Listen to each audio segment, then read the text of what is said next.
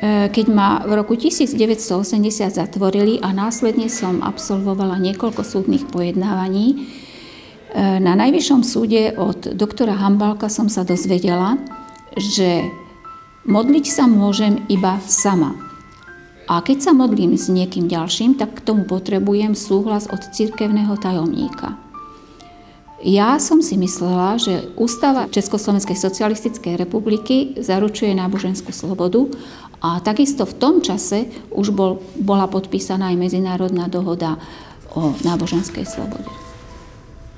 Volám sa Emília Pastvová, mám 2 deti a v roku 1980 som bola odsúdená na 4 mesiace za zorganizovanie kresťanského pobytu pre 7 mladých ľudí.